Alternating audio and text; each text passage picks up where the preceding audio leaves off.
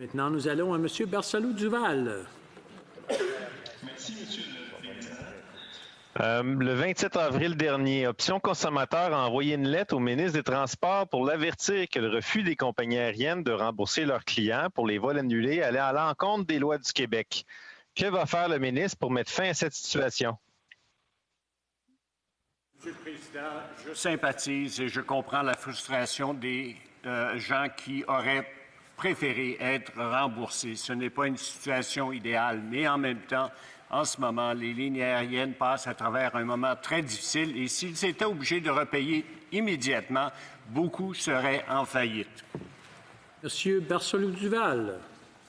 Encore la petite cassette. Monsieur le Président, il y a quelques heures, la motion suivante a été adoptée unanimement, que l'Assemblée nationale demande au gouvernement canadien qu'il ordonne aux compagnies aériennes et aux autres transporteurs de juridiction fédérale de permettre aux clients dont les voyages ont été annulés en raison de la pandémie actuelle d'obtenir un remboursement. J'aimerais savoir ce que le ministre des Transports va répondre à l'Assemblée nationale du Québec. Honorable ministre. Monsieur le Président, comme mon collègue le sait, l'Office des transports du Canada s'est prononcé sur cette question et a jugé qu'il était acceptable dans les circonstances présentes, de façon non contraignante, que les lignes aériennes offrent des crédits qui seraient bons pour jusqu'à 2 ans.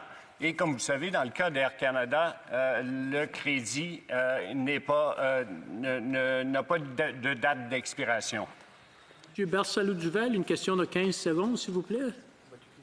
Bien, Monsieur le Président, moi, je trouve ça spécial qu'on ait un ministre et un Office des transports du Canada qui disent aux compagnies aériennes les règles du Québec et les lois du Québec, bien, sont pas importantes de passer à côté. Il me semble que c'est un drôle de fonctionnement. Puis, théoriquement, en fait, selon la fameuse Constitution canadienne qu'ils nous ont imposée, bien, c'est pas comme ça que ça devrait se passer. Donc, est-ce qu'ils peuvent respecter leur propre Constitution, Monsieur le Président?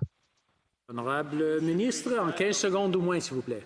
Comme mon collègue le sait probablement, l'Office des transports du Canada est un organisme quasi-judiciaire qui est indépendant de Transport Canada et du gouvernement canadien.